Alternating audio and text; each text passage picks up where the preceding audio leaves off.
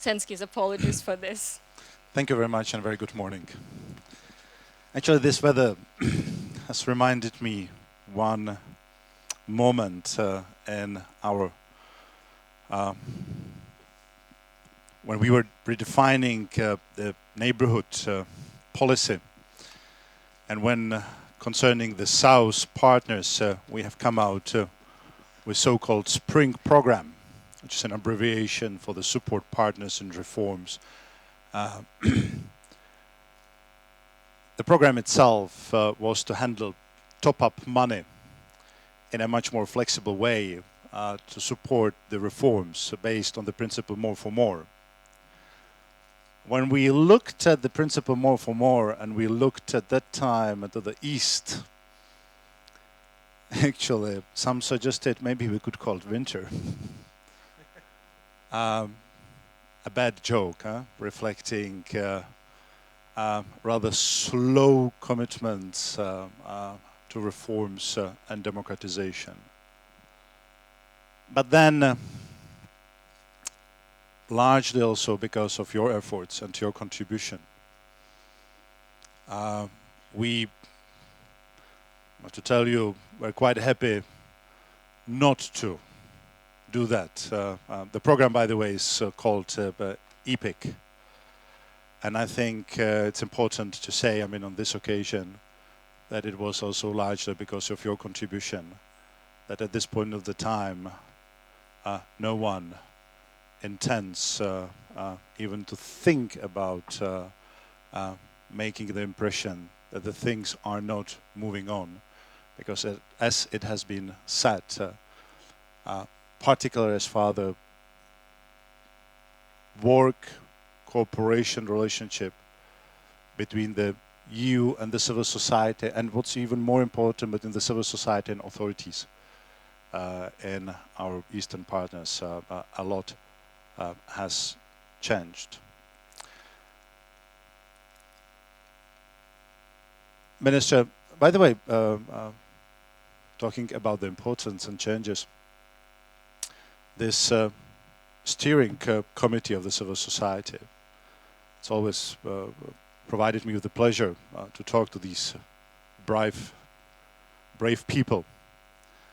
And I don't know whether you realized, but two of them, since the time I started this dialogue with them, became actually vice ministers. I'm very happy, I mean, to have one of them from Poland with us. Another one is coming from Georgia. Well, it says something, huh?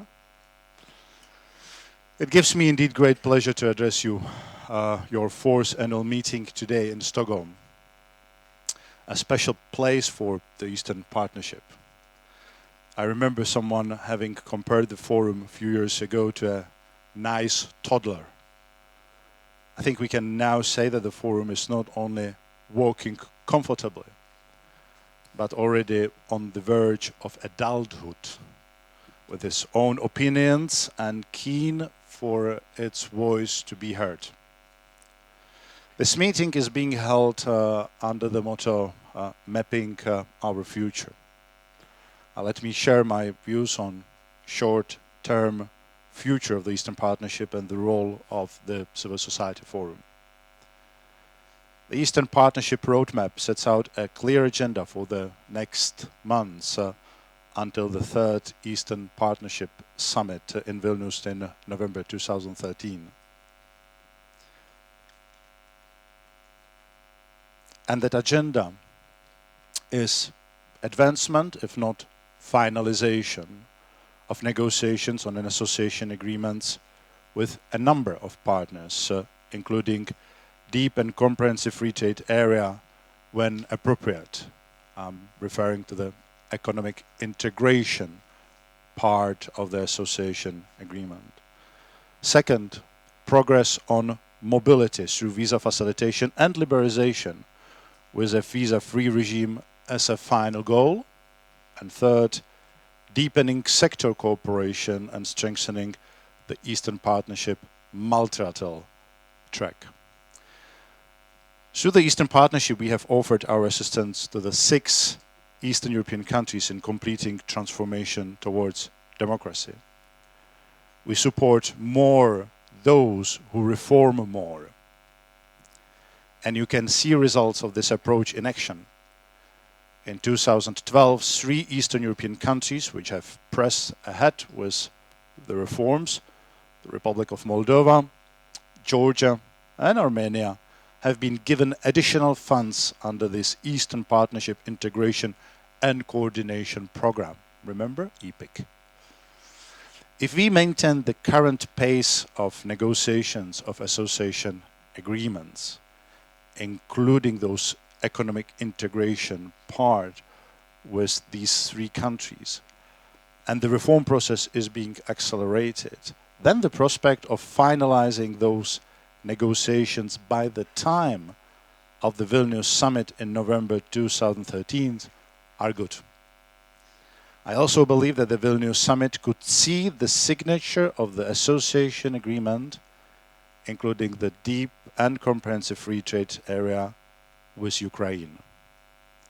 But to make it happen, the European Union's firm commitment to pursue political association and economic integration with Ukraine needs to be mirrored by determined actions of the Ukrainian government and the new parliament to address our well-known and often repeated concerns. Concerning Azerbaijan, talking about the countries, although we are intensifying our cooperation ever more, there is still much to be done on electoral law, freedom of assembly, and freedom of expression in the media. As regards Belarus, in parallel to increased support for civil society, we continue to urge the authorities to stop repression and to free political prisoners. We have launched the European Dialogue on Modernization with Belarusian society to discuss the vision of a modern and a European Belarus. Dear participants, continued progress will depend on 2 crucial elements.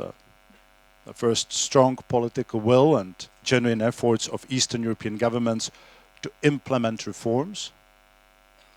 And second, the full commitment of the civil society to press government to embark on ambitious reforms, to monitor progress on their implementation, mobilize support across society for transformation agenda, and communicate the benefits stemming from political association and economic integration with the European Union.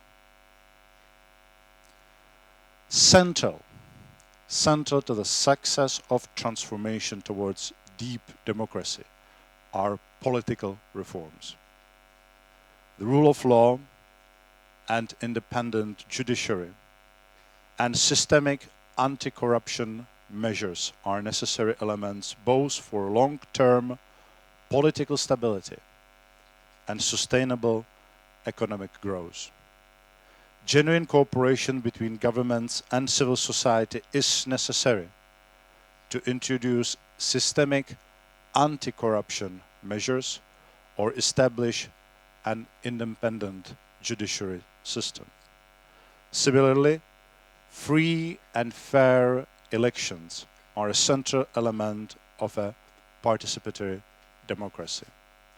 Governments should be accountable, and this is the role not only for other branches of power, but also for the civil society.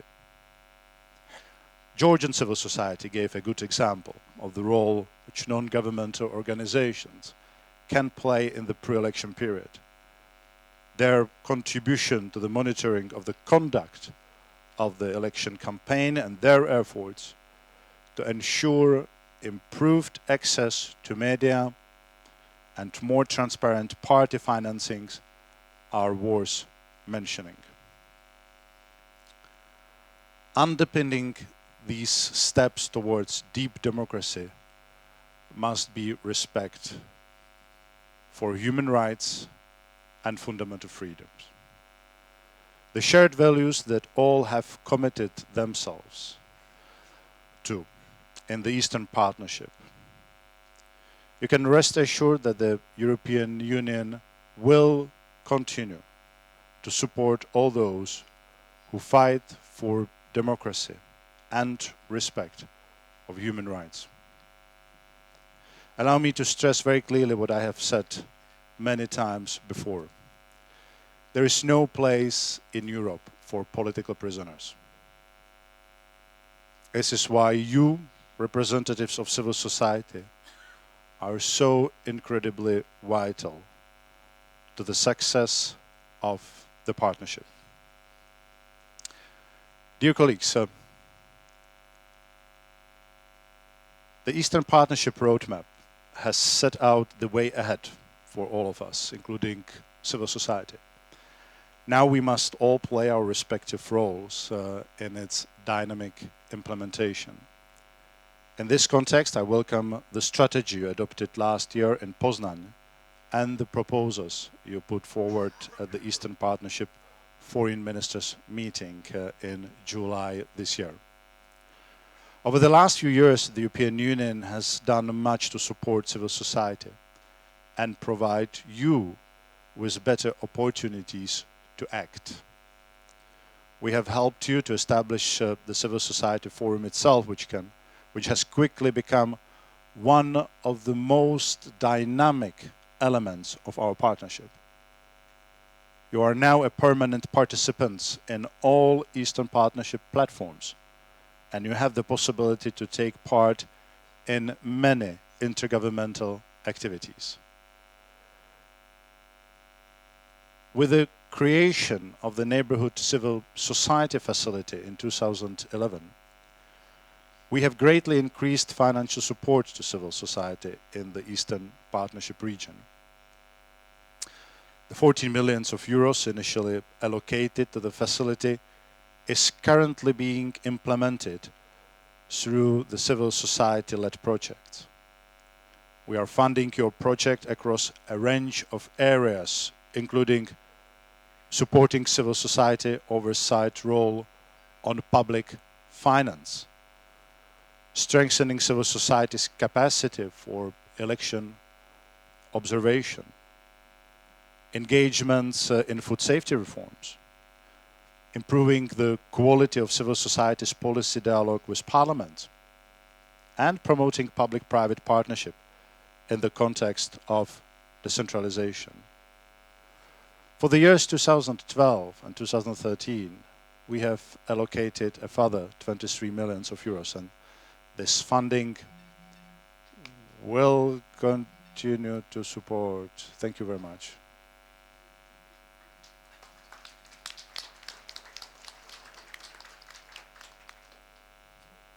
We'll continue to support civil society involvement in the development and implementation of reforms in partner countries. The new European Endowment for Democracy has now also been established and soon will be able to give grants to non-state actors striving for democratic causes across the European Union's neighborhood. It was thanks to your determination and patience that the national platforms of the Civil Society Forum have been established in all 6 partner countries. And I'm glad to see work is underway to make platforms more sustainable. We will provide, and you have witnessed today the signature of the important agreements, almost 1 million euros in support to strengthen platforms' capacities. It was thanks to your maturity that you managed to overcome some internal problems and did not let the platform split. I trust that the platforms in all 6 countries will remain united, legitimate, and inclusive focal points for civil society activities. But one word of caution, if you allow me. Any attempts to use the platforms to project personal or party political ambitions would defeat the very purpose for which these platforms were created. There is a fine line between what you're doing and what the political parties are determined to do. Do not cross that line, because then everything gets a little bit more complicated. You have a lot on your menu, and you are a very important part of that reform process, of that checks and balances, as I said. But once you start to play politics, you're going to unsettle that picture rather than help it to resolve it.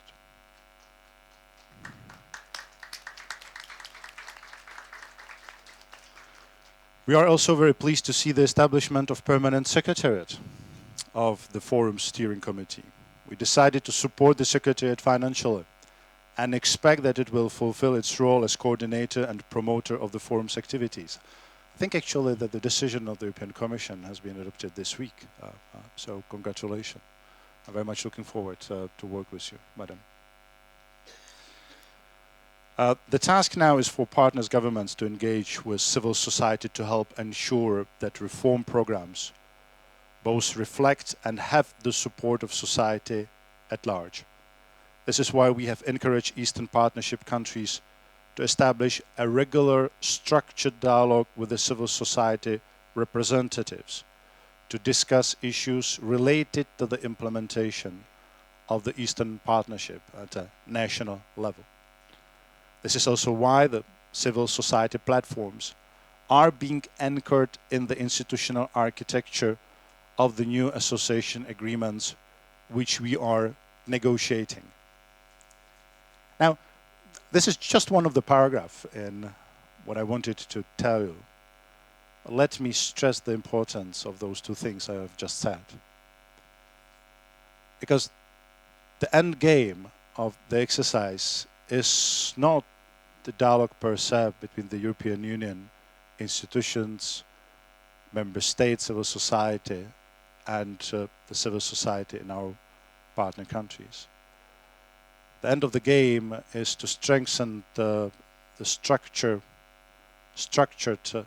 dialogue and constructive, pragmatic dialogue between the civic society in the countries of Eastern Partnership and the authorities.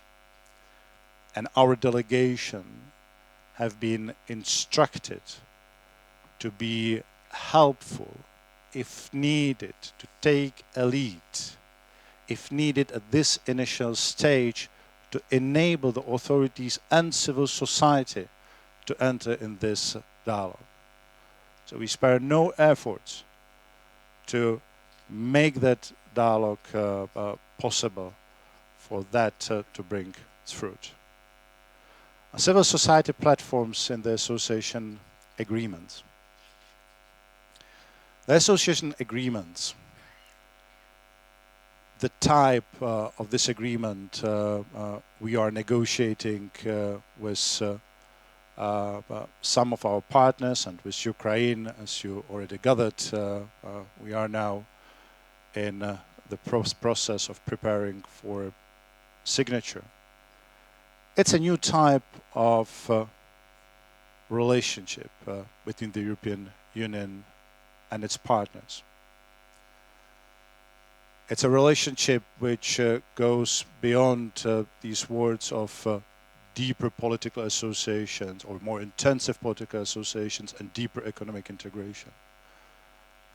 It is opening up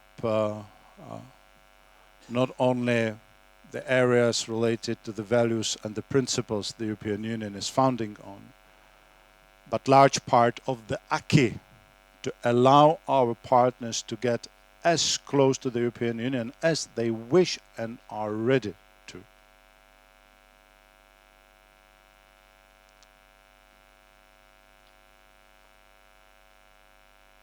the civil society have a very important role to play.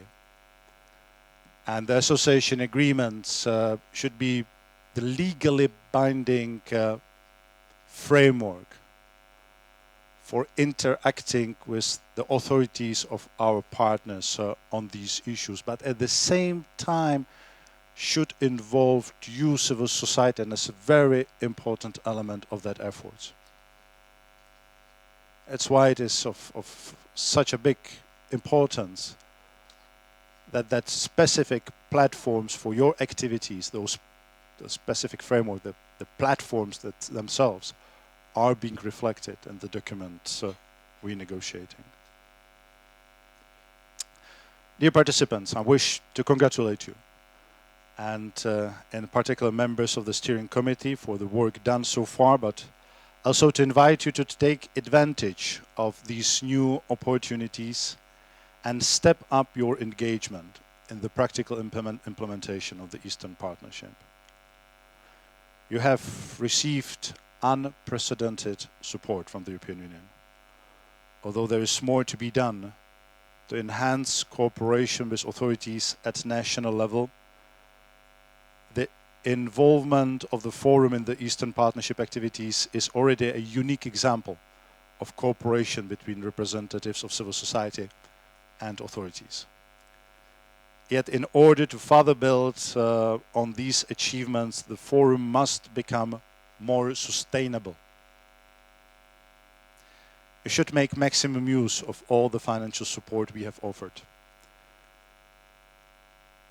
You should also actively approach other donors and seek their support for your concrete actions on the ground, which would contribute to the implementation of Eastern Partnership's goals. Step up people's support for necessary reforms and help your governments to design and put them into place. You can count on our engagement. Now, if you ask me to summarize what I have said and focus on the future, I would say 4 things. I would repeat sustainability. And if I look at the institutional framework, how we set up the Civil Society Forum now with the Secretariat, effective steering committee, the national platforms, the involvement of the civil society in the multilateral track, and also involvement of the civil society in the bilateral track. I did not have a time, for example, to talk about informal partnership dialogue. We have launched the first meeting taking place in Moldova, and I'm looking forward for the second one to take place in Georgia.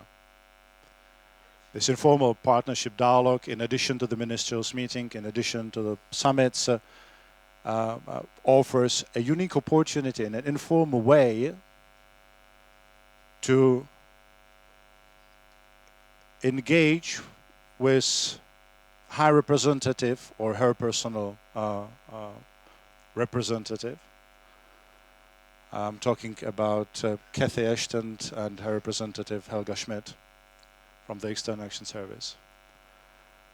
And also myself in each and every time, every 6 months in the capitals of our Eastern partners, looking at the roadmap, its implementation, the priorities for the next 6 months, looking at the sectoral cooperation each and every time, inviting one of my colleagues from the Commission responsible for specific sectors, inviting the ministers covering that specific sectors, and strengthening the regional cooperation and local ownership of what we can offer the cooperation in that part of our neighborhood.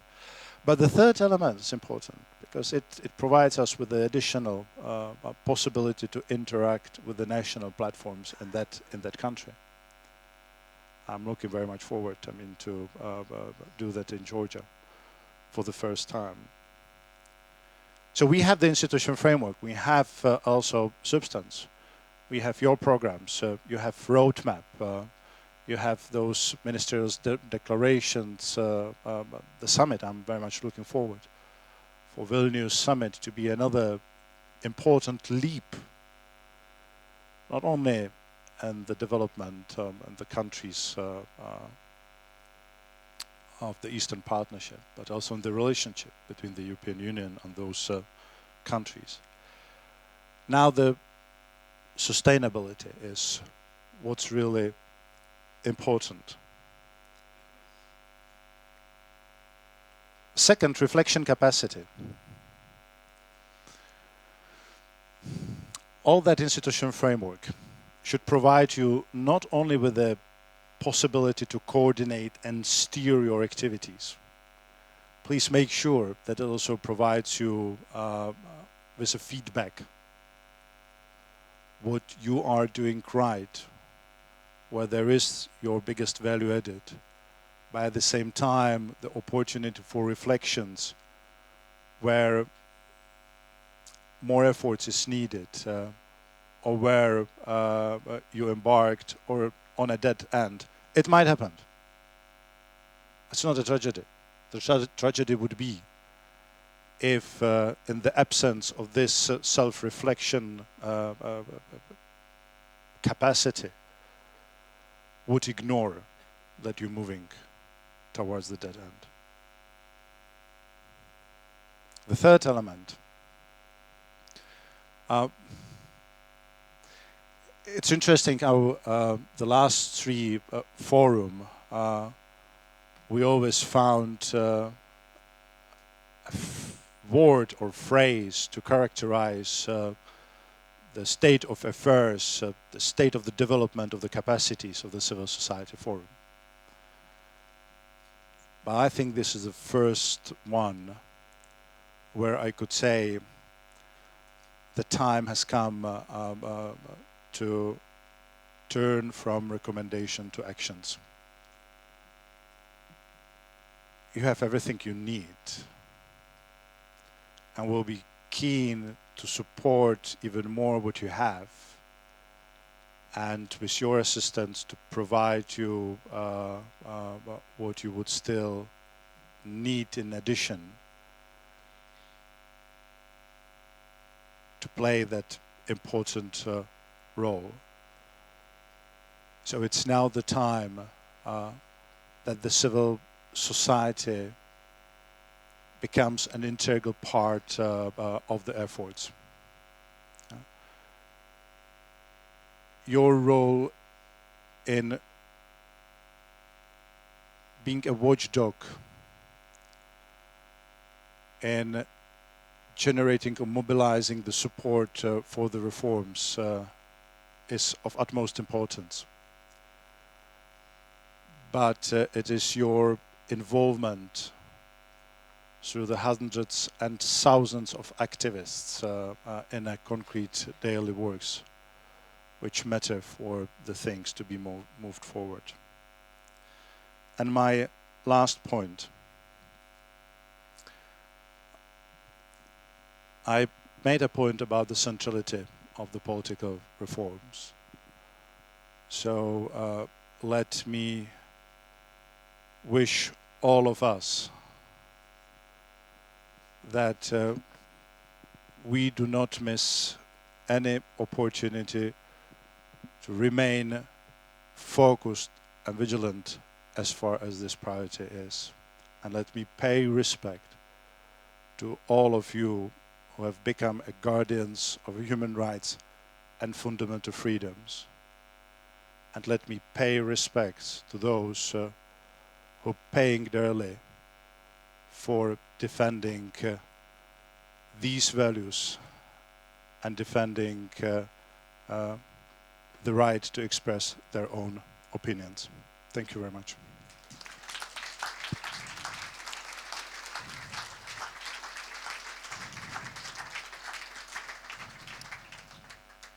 Commissioner, many thanks again.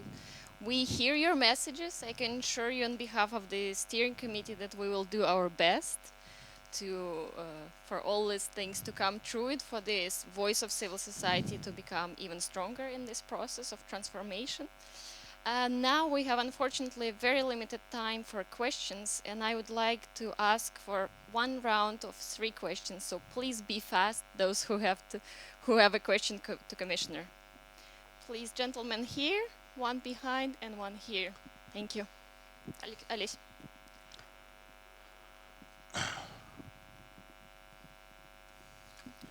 Dear Commissioner, my name is Alexander Papka, I come from Polish Radio, and I'd like to ask one question concerning the integration project of Russia, Eurasian Union.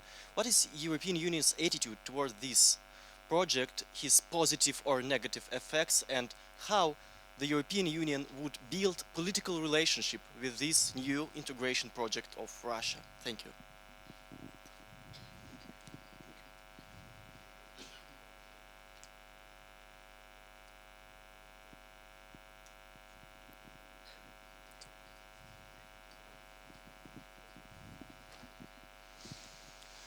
Mr. Commissioner, my name is Dmitro Shulga from Ukraine, and I would like to ask you the question on the development of the neighborhood policy. As we see, the discussion is about the association agreement with Ukraine among the member states. Do you think it's a new development that some push for more reality politics is in place, and more interests-based policy is going to come, and first economic integration should come first and then democracy second?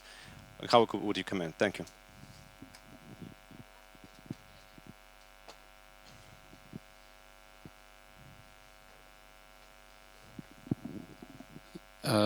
Mr. Commissioner, it's no secret that the European Union is in a bit of a crisis, and I want to know what are the implications for the Eastern Partnership and for the work we do here. Thanks.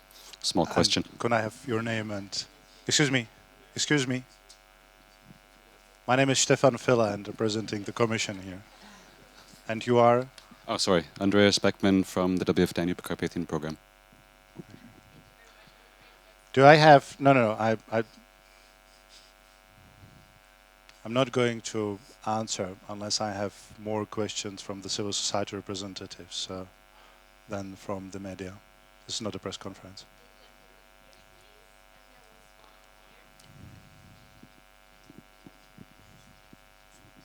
Thank you. Mr. Commissioner, I'm from Azerbaijan, European movement in Azerbaijan. Most often we see in scholarly publications and also in the discourses of some politicians about certain models of democracy that the EU is trying to export to the Eastern Partnership countries. Is there any political line like this within the framework of the Eastern Partnership? That said, is there any definite model of democracy that the Eastern Partnership is actually aiming to export to these 6 countries? Yeah, sure.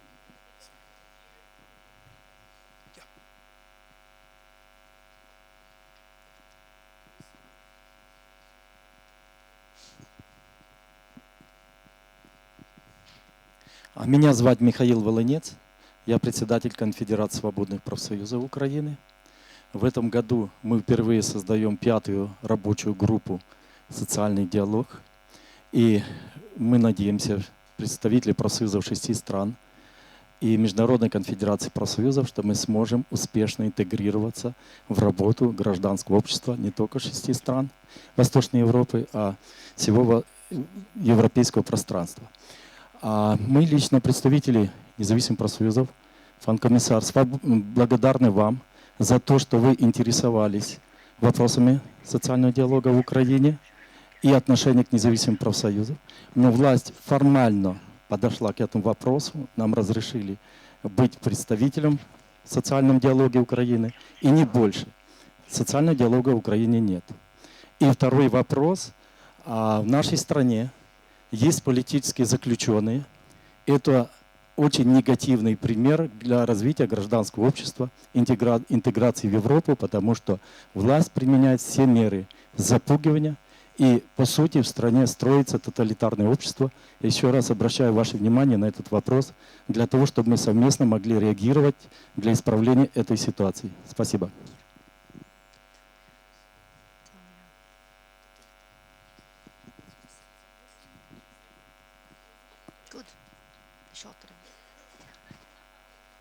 Еще последний вопрос можно поставить.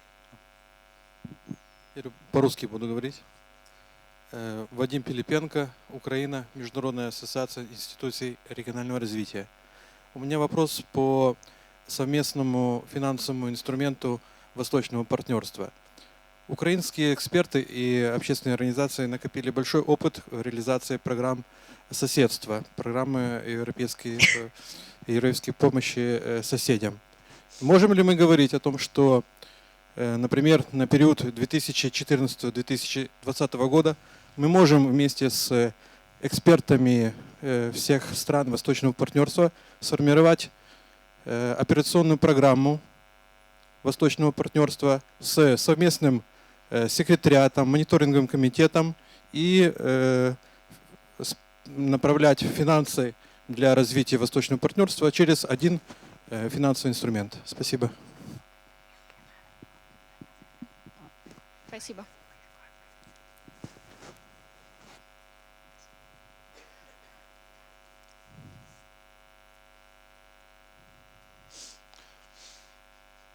Okay, concerning the first question of the Eurasian Union,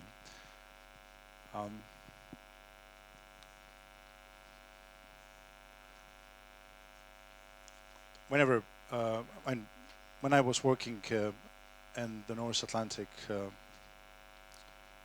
Council, or now in the Commission, we had one very important principle, that is up to the countries to establish the way they want to associate themselves with the existing organization, that they are free to choose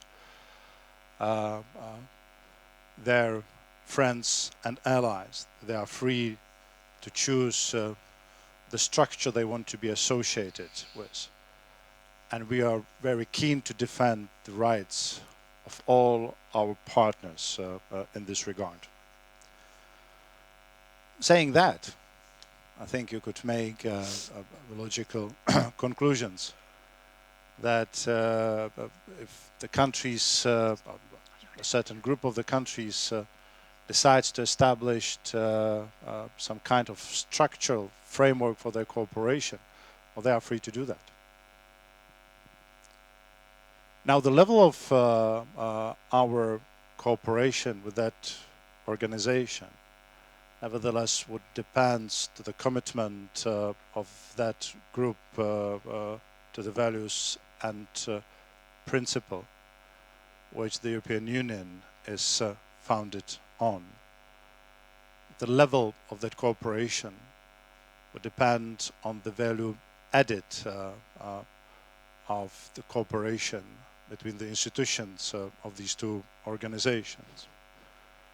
Which leads me to the third point, answering your question, that we are now assessing those two elements and we will determine our level of cooperation with the Euro-Asian Union based on those two principles.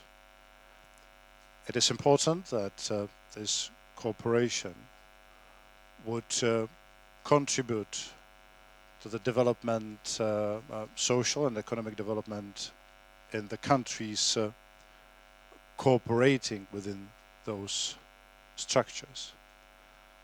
And when I said development, I definitely referred to the widest possible interpretation of that word.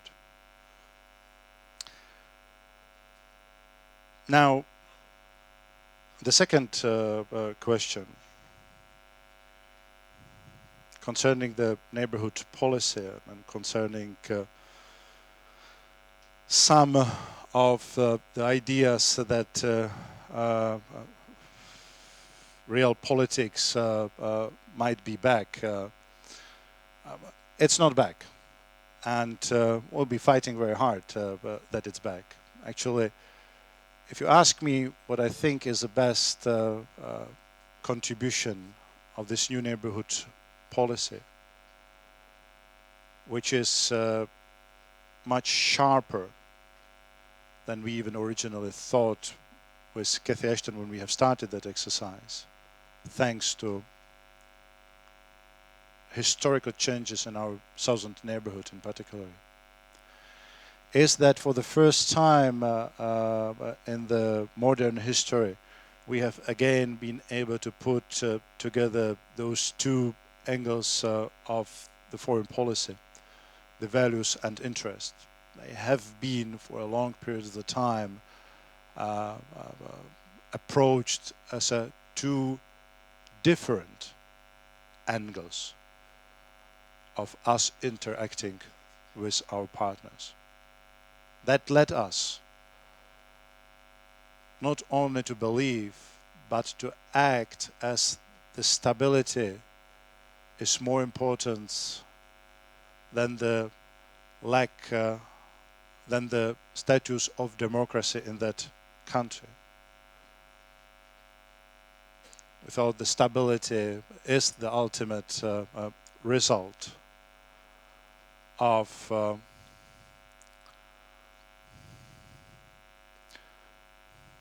is the ultimate value of that relationship.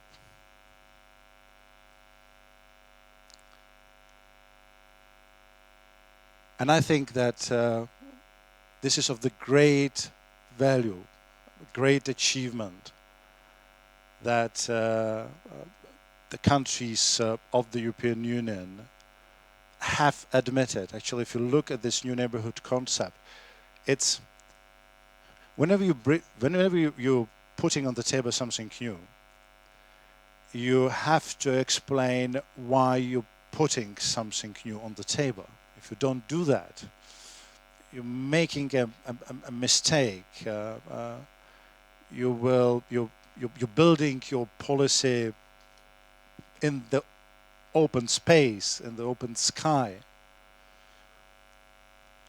And you will find at the beginning of this new neighborhood policy quite clear assessment of our previous policies, where we have fallen short on recognizing the value of seeing the interest and values as being united in us working with our partners. That is being supported with the principle more for more. That's being supported by this dramatic shift from talking only to authorities, talking also to the civil society. Because this is this interaction with the civil society which is the best guarantor that we will never turn back and will never divide. Huh? Is there a temptation to sort of split again those issues? Yes, there is. Why is that? Because of the lack of the patience. The people they thought, particularly after the Arab Spring, that it would lead not only to historic and dramatic changes, immediate dramatic changes, but also to the immediate changes. And instead of that, they have probably difficulties to understand how to explain the phrase of political Islam. And while they see the movement forward in some countries, they see some setbacks in others. So there is a number of the politicians questioning the policy based on the more for more principle. But that in itself is not bad. Huh? I mean, I call on you to have a kind of reflection, kind of feedback at each and every time, you know, being confident that you're working on the right path and in the right direction. And I take all these voices questioning more or less our current direction as the possibility of reassuring myself and together with my colleagues, reassuring us that actually we are doing the right thing. In the case of Ukraine, maybe if you, at the first sight, you might say that, yeah, this is a country which invites you to sort of play some kind of real politics. It's too big, strategic location,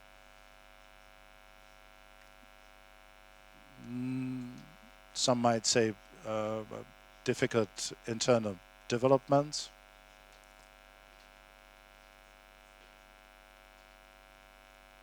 But we made it a number of the times very clear. While we are keen to promote the strategic relationship with the Ukraine based on the association agreement we have concluded, we are far from ready to compromise on our values and principles. We are determined to sign the association agreement. The member states are now to discuss some proposals the High Representative Cathy Ashton and myself presented to them on the way forward.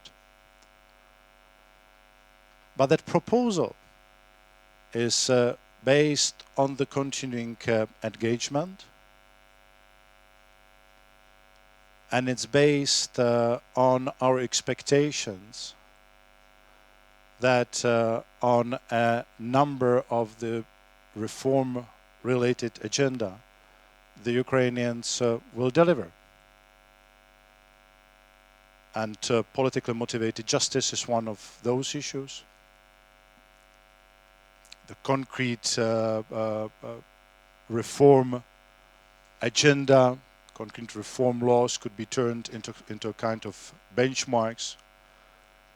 After the last elections, it's also obvious that they need to deliver on the electoral code to make sure that the next time we do not face so many drawbacks as far as the fairness of the elections. The crisis in Eurozone has and does not have the impact at the same time.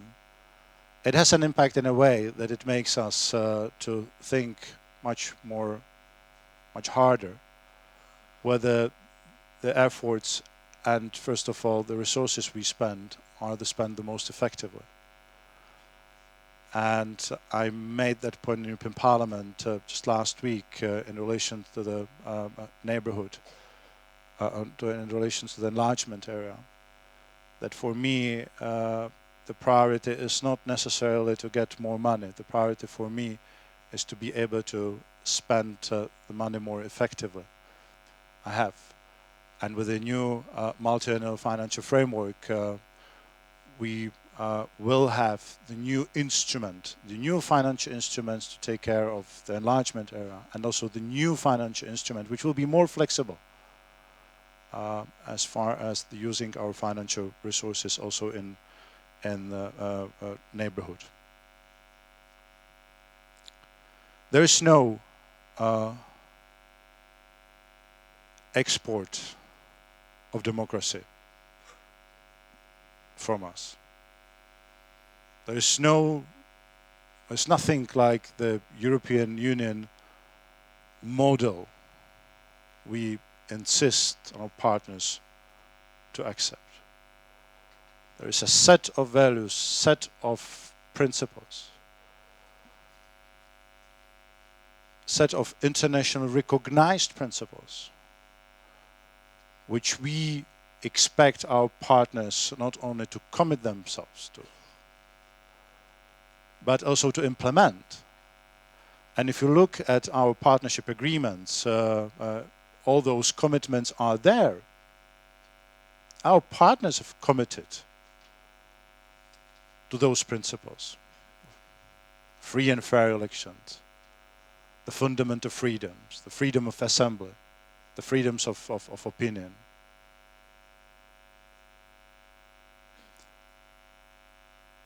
So the question is, to what extent in some of our partners we have to remind our partners about that commitment, and to what extent our partners are open to our assistance there. Because we are here not only to read the lessons or lectures, but also to help the countries. We have to realize that the transformation from the experience those countries have undergone through is something you cannot change overnight. So it takes some time. But if there is any hesitation on the side of the authorities to tackle those issues, we are the first one to remind them. And I know how huge support we have from you, including in Azerbaijan, in doing that. The trade unions, we still, I think, have to continue our discussions about the strengthening the cooperation between the Civil Society Forum and the Economic and Social Committee of the European Union. We, I think, without necessarily changing the direction of our work, we need to be in that work as inclusive as we could be. And I know that the issue of the trade unions is not the easy one. But we need to tackle it. And we need to involve the progressive elements of the trade unions and helping them, respecting them, as they have their important role to play. And the same goes also for the relationship and the cooperation between us and the authorities, where our focus on using the social dialogue, not just tick the box, yes, we have invited the representatives of the trade unions, we heard them, but we will sort of be devoted, remain devoted to our original line. That's not the way, I mean, how we interpret social dialogue. Thank you. Commissioner, thank you very much. Once again, thank you for a message to this assembly, and a special thank you to you for always being accessible and available for us to talk. It's been a great pleasure, and we hope this dialogue will continue, and we very much look forward to welcome you at the next forum in Moldova. Thank you very much. The same to you. Thank you very much. Thanks, Olga.